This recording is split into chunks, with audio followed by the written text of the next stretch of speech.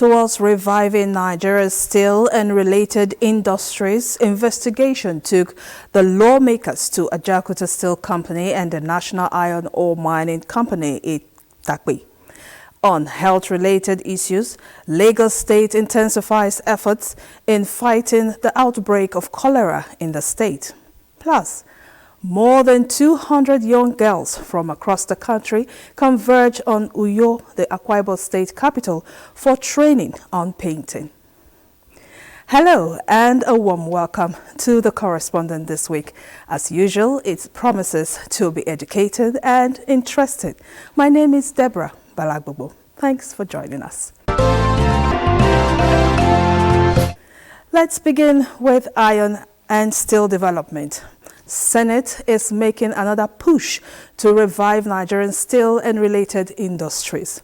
Investigation by a Senate ad hoc committee took the lawmakers to the Ajaokuta Steel Company and the National Iron Ore Mining Company, Itakpe. National Assembly correspondent Isa Mohammed reports on the investigative visit.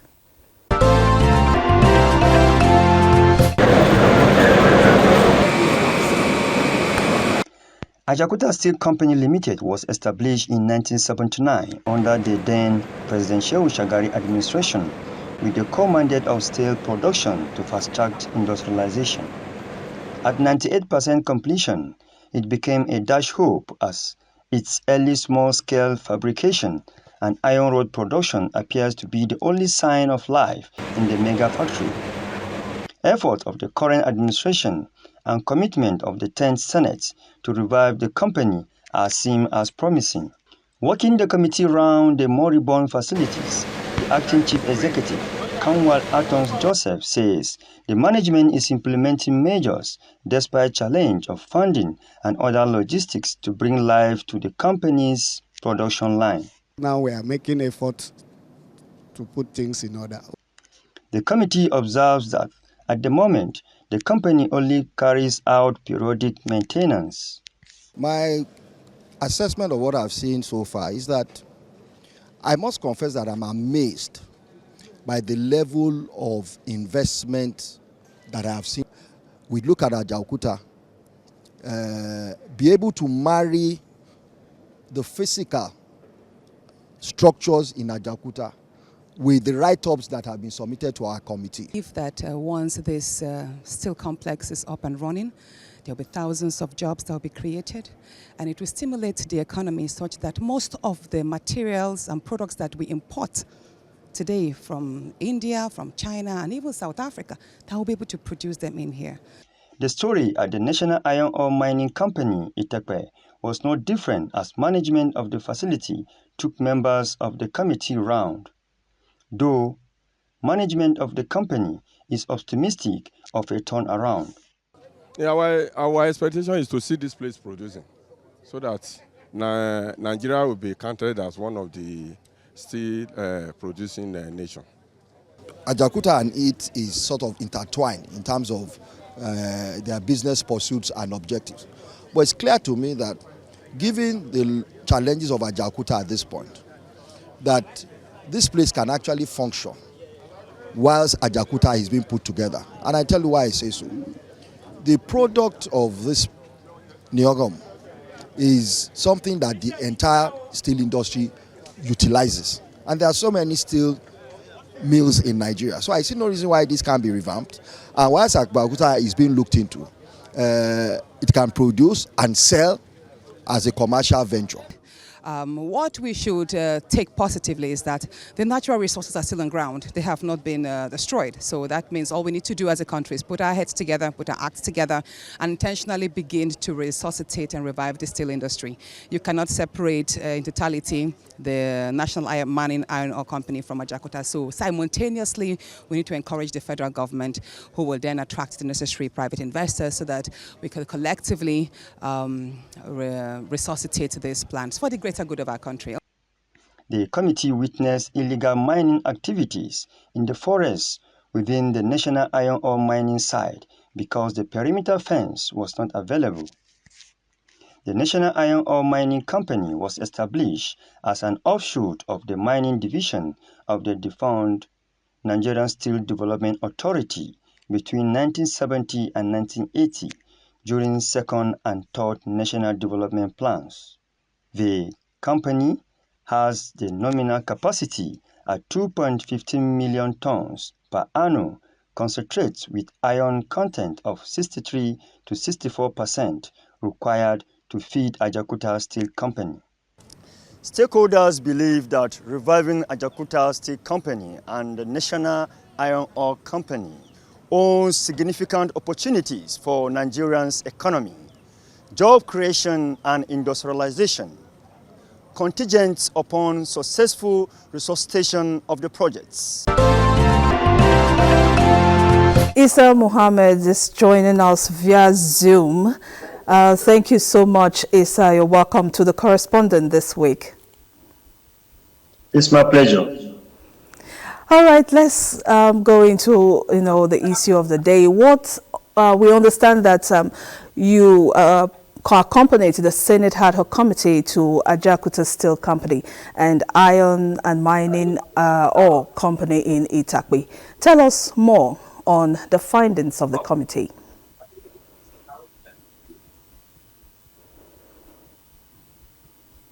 The two companies, the Ajaokuta Steel Company as well as the National Iron Ore Mining Company. At the moment of the visit, the two companies are just carrying out periodic maintenance because they are not in production. However, going forward, the committee essential examples of national assets, of how strategic establishment can enhance national development, economic growth, skill development, and technological advancement with the kind of equipment they see and they're being carried out, taking around the facilities. They are optimistic that when those two companies revert back to production, sky would be the beginning of Nigeria. Well, like you say, they are optimistic. Well, going forward, taking into consideration the huge amount of money being spent on these projects in the past by previous administrations, particularly the Ajaokuta Steel Company, how optimistic do you really think they are? Yeah, you see, when they visited those two companies, the management took them around to see things for themselves, to see the facilities on ground, and also put them on motion for them to see how those things are working. So, with their discovering of what is remain is just 2% out of the 98% completion of those companies. If the 2% are met, they are optimistic that the two companies will be in operation and production, carry on. It will also create job opportunity for Nigerians, the economic growth boost, and also industrialization. So give us a little more insight. I mean, what other things were noticed going forward? Good. Like in the Ajaokuta Steel Company, there is a good road network, about 68.2 kilometers. They also have a good fence. And going forward, one of the heartwarming stories, especially in the mining factory, that the plant, when revived back, function, has the capacity to produce raw materials, not just to the Ajaokuta steel production, but also are viable for other revenue generation. And not only that, the committee unexpected visits to the forest in the mining site.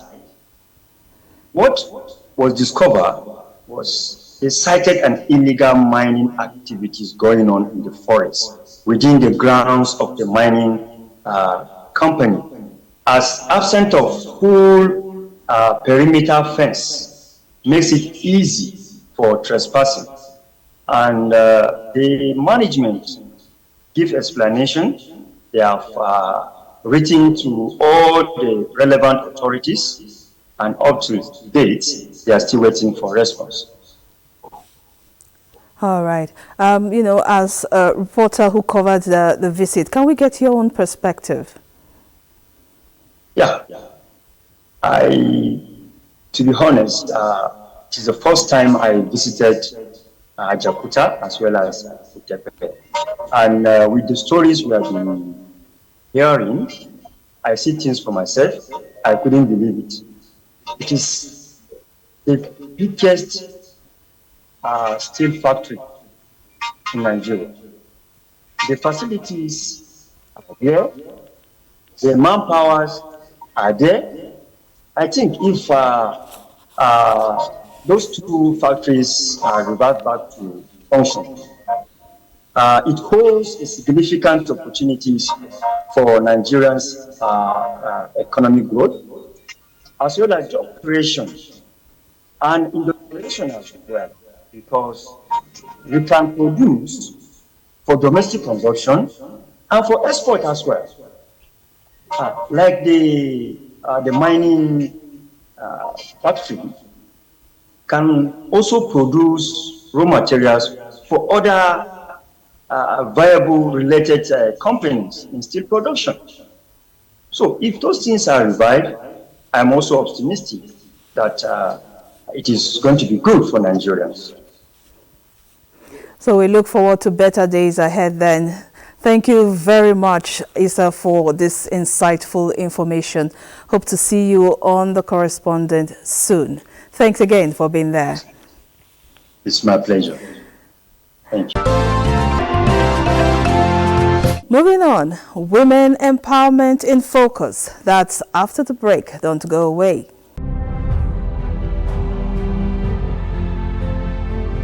Fellow Nigerians, this period may be hard on us, and there is no doubt that it's tough on us.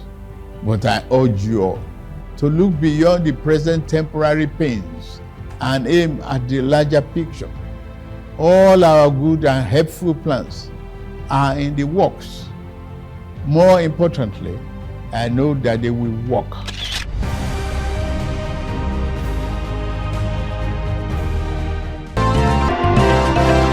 Welcome back. Lagos was among states that battled the outbreak of cholera. Though it didn't linger, it came with devastating effects. In this report, Ingino John Adams tells us how Lagos responded to the situation as well as what the state government is doing to address the challenge of potable water. Few months ago, Lagos State was faced with an outbreak of cholera which claimed some lives. This caused apprehension among residents, but with swift action from the state government, the numbers dropped to zero. You must be aware to support government by ensuring your own safety. Consume only safe water that is boiled, bottled, or sachet. One of the major things Lagos State did right to defeat cholera, and we have to give it up to the Commissioner of Health, is sensitization, to let people know that we have a problem. Letting people know that open defecation is a disaster and that they should use the toilets and dispose waste in a very hygienic way. Even with the success story, some people are still vulnerable.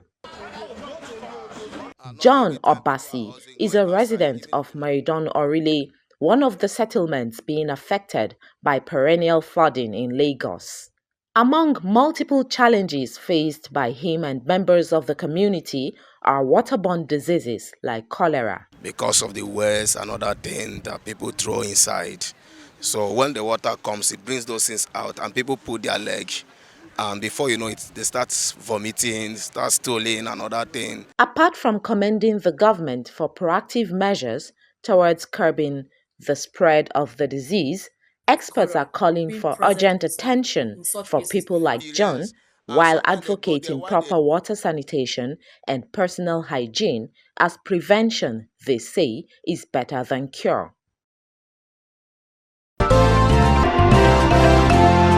Well done, Ingido.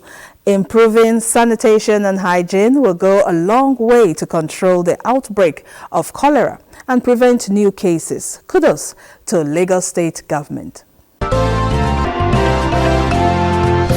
And now to women empowerment matters. With the dwindling economy and increasing rate of unemployment, learning one skill or the other has become necessary towards achieving self-reliance. This is what informed the bringing together of over 200 young girls from across the country who converged on Uyo, the Akwa Ibom state capital, for 2 weeks to receive training on painting. Basi Edit has the report on the skill that is set to position the girls for a male-dominated venture. Showing the painting skill. This innovation is like painting and all these decorating is like bringing out new ideas. Like this is an idea, and this knot, this hammer. This is a idea also. This is, sun ray described in light blue and lemon green. It has been 2 weeks of camping for students of the Federal Science and Technical Colleges drawn from 29 states across the country.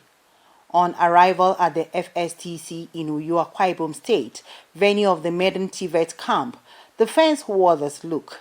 But with the training received on technical skills with the theme, Painting into the Future, the girls took up their tools, and today the fans wears a new look. I'm going on with a new impacted knowledge of painting and decorating. It's very rare to come to this type of program, interact with people, learn new things. It's very, very exciting. I feel motivated. This is a new thing for me. I'm happy at least I'm exposed to it.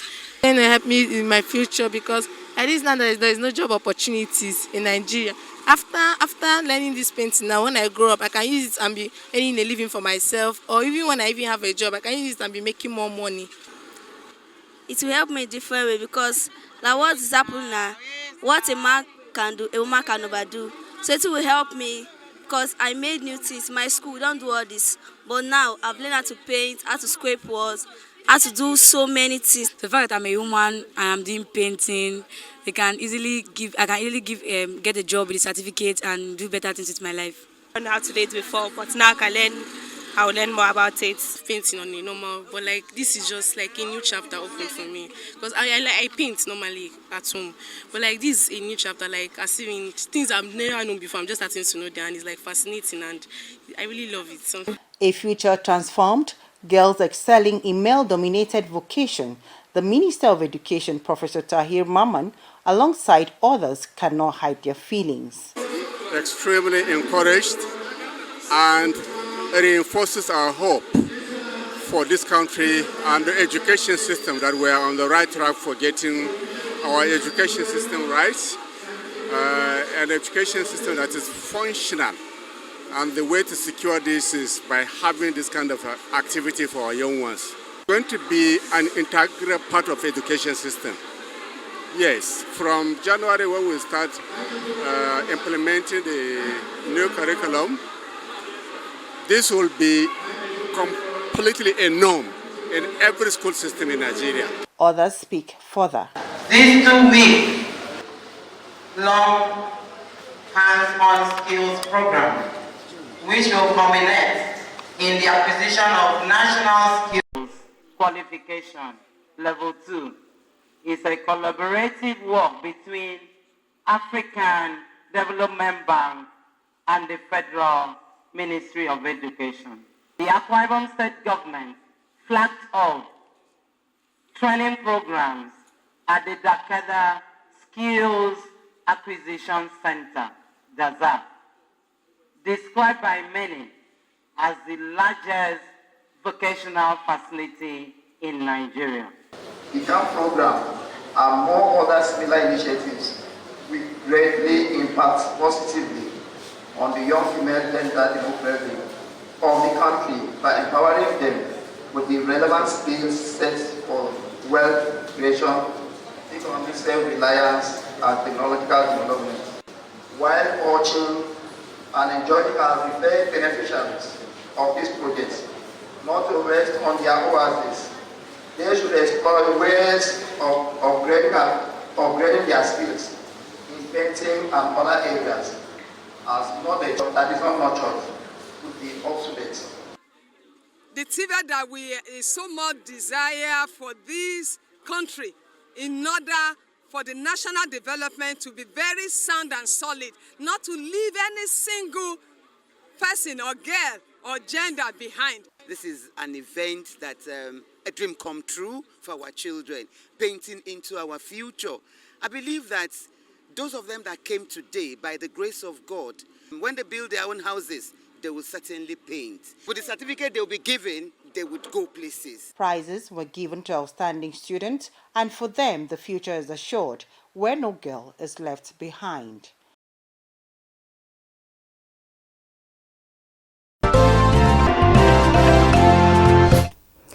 That's very true, Umo. Women nowadays are taking lead in many ventures when it comes to human and national development.